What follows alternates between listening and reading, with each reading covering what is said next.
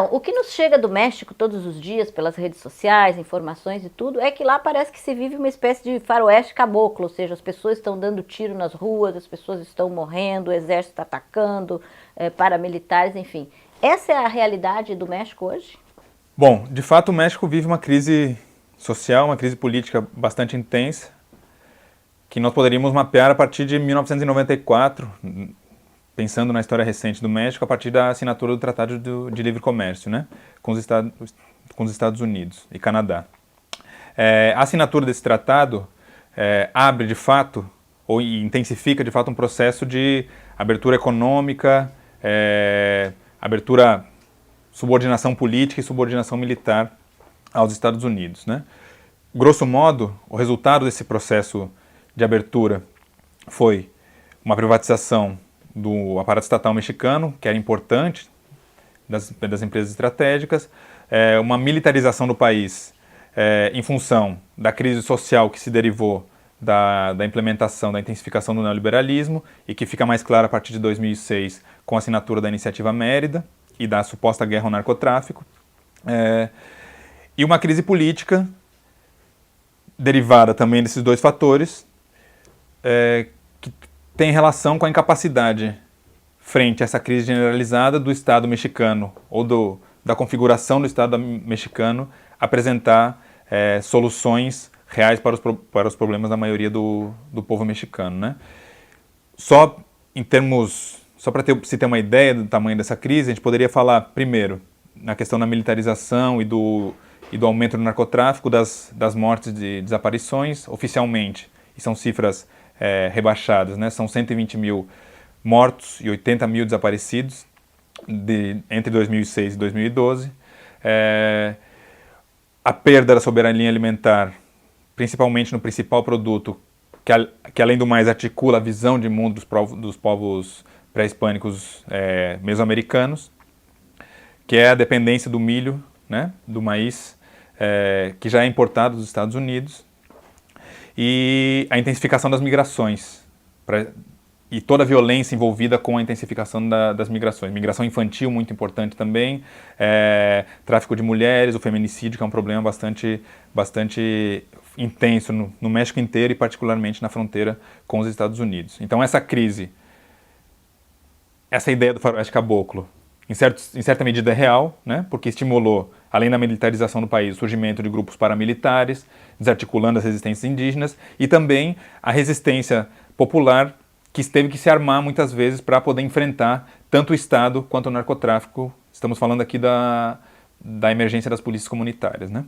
Esse poder do narcotráfico é uma coisa que realmente é visível assim na sociedade? Quem é esse narcotráfico? É articulado com o governo? Como é que tu vê essa coisa do narcotráfico? Bom, tem se difundido uma ideia no México de que o que existe é um narcoestado. Essa ideia, do meu ponto de vista, é ruim, porque parece que o problema do México é o narcotráfico, né? Quando o narcotráfico é um dos elementos para entender a situação mexicana atual. O narcotráfico funciona como qualquer setor capitalista, digamos assim, está movido por lucros, né? Para produção e comércio de certas mercadorias, com digamos assim, entre aspas, um certo privilégio de poder utilizar a violência de forma mais crua. Porém, a gente sabe que, inclusive, setores legais da economia, por exemplo, a mineração, sempre utilizou e tem utilizado na América Latina grupos paramilitares para desarticular setores populares. Então, o narcotráfico é parte desse esquema, né, que envolve grandes grupos nacionais, por exemplo, Carlos Slim, né, que não é dono só de telecomunicações, mas também de empresas importantes de cimento, de mineração, o capital estrangeiro, né, muito importante no caso do México, nas maquiladoras, e o capital financeiro estadunidense. Então se articula. Então o narcotráfico vai penetrando, assim como os outros grupos empresariais vão penetrando no aparato de Estado, a ponto de eleger deputados, prefeitos, etc. Então, o que está em funcionamento no México não é um narco-estado, né? O narcotráfico é parte desse processo, uma parte importante desse processo, devido à proximidade com o maior consumidor de drogas do mundo, que são os Estados Unidos, né? Esse processo tem uma contraparte também favorece os Estados Unidos na medida em que permite, por exemplo, a venda de armas, né? Então a venda de armas, tanto armas legais para o exército mexicano, quanto armas ilegais que entram no México todo ano, cerca de 250 mil armas entram ilegalmente pela fronteira Estados Unidos-México todo ano. Então é um articulado, um entramado que beneficia aos grandes capitalistas legais ou ilegais, né? Com relação à esquerda mexicana, né? Como é que ela está se articulando? Até então tinha um partido que era considerado de esquerda, que o López Obrador era a grande liderança. Pouco tempo esse partido se desfez, não, saiu uma turma dali, o López Obrador criou um novo partido. Como é que essa esquerda aparece aí nessa conjuntura, né? Uma esquerda mais voltada à disputa dos cargos institucionais e tal. Como é que isso está acontecendo hoje? Qual é a tua análise? Analisando a partir das eleições de 7 de junho, eleições para deputados estaduais, nacionais e alguns governadores, essa diferenciação entre uma esquerda institucional e uma esquerda social, que é como se trata geralmente essa divisão no México, ela está bem clara, né? Em primeiro lugar, o PRD, que é um partido que nasce a partir da eleição do filho do Lázaro Cárdenas, né, Cuauhtémoc Cárdenas, em 88, uma eleição que Cuauhtémoc perde devido a uma fraude bastante documentada já. Forma-se o PRD a partir de dissidências do PRI e de setores de esquerda que saíam da luta clandestina. Essa esquerda é chamada de institucional justamente porque apostou todas as suas fichas na entrada ao aparato de Estado, disputando cargos, alguns importantes, como por exemplo a presidência do Distrito Federal, da Cidade do México, porém pouco articulada com setores sociais, pouco articulada com a base, sem trabalho de base, ou com um trabalho de base muito precário. A consequência desse processo, como qualquer esquerda que tenta assumir o poder a partir somente das eleições, foi uma degeneração, né? A partir do momento que você entra no aparato de Estado para disputar o aparato de Estado pelo aparato de Estado, você se submete aos ditames dessa malha de poder que se estabelece. Então essa degeneração ficou muito clara, principalmente com o massacre de Ayotzinapa, né? O prefeito que autorizou o massacre do desaparecimento dos estudantes e que estava vinculado com o narcotráfico era um prefeito do PRD, do Partido da Revolução Democrática. Esse partido já vinha em processo degenerativo e nessas eleições perdeu muito espaço e praticamente está decretada a sua morte. Surge de dentro do PRD outro setor que se conforma em torno do Morena, Movimento de Regeneração Nacional, em torno do Manuel López Obrador, Andrés Manuel López Obrador, que era uma das principais lideranças do PRD, tinha sido candidato a presidente. Nas eleições atuais, o Morena cresce, chega a 8% dos votos e se constitui como a quarta força política nacional. Porém, seguindo a mesma lógica anterior, ou seja, disputando cargos e tentando desde dentro transformar o Estado mexicano.